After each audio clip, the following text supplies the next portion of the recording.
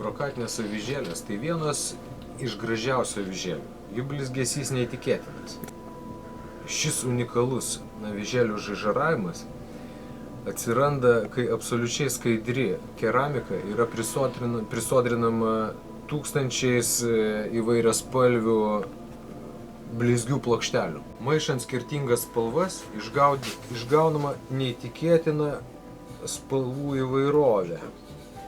Kai dengiamos avižėlės, tai šios mikroplokštelės sugula keramikoje įvairiais kampais. Ir kiekvienas kampas skirtingai laužia šviesos spindulius.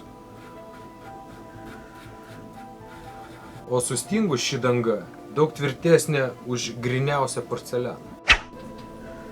Bespalvėje keramikoje šios spalvotos mikroplokštelės sugula įvairiausiais kampais. Ir atsiradus šviesos spinduliui, jos atspindi jį įvairiausiais kampučiais. Ir gaunasi, kad avižėlė spindi įvairiausiais rakursais. Šios brokatinės avižos pasiruošusios suvilioti žuvį bet kur ir bet kada. Tačiau kokios geros bebūtų avižėlės, jas visą laiką galima tobulinti. Praktiškai visada kibimą pagerina, jeigu avižėlės kabliukas yra papuoštas spalvotais karoliukais, kurių galima įsigyti bet kurioje siuvimo reikmenų parduotuvėje. Tačiau juos suvėrus ant kabliuko jie dažnai nukrenta. Norint to išvengti, yra naudojamas paprastas kembrikas nuo laidelio. Matot, kokį gražų kembrikiuką va, ir tiesiog mes jį čik užmovėm. Va. Užmovėm kembrikiuką. Įmam iš žuklutės ir įstrižai nukerpame. Tikšt. Jeigu jūs norite įgyti absoliutų pranašumą, naudokite silikonį fosforinį runos kembriką.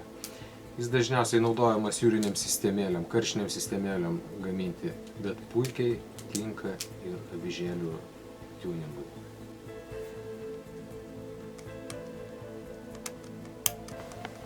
Ruošiant avižas daroma štai taip. Dėl savo elastingumo jis laikosi nepaprastai tvirtai.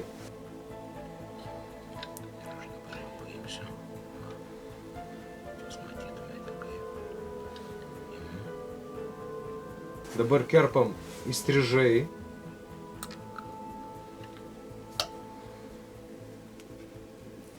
Ir štai kokia graži avižėlė. Jos darbas nuostabus, net nebūtina dėti uodo truklio lervos. Žuvis fosforinė uodegėlė puikiai pastebi ir stveria net aklinoj polediniai tamsoj. Beje, šis fosforinis silikoninis kembrikas tinka ne tik įprastiniam avižėliam ruošti, bet ir stintinių avižėlių gamybai.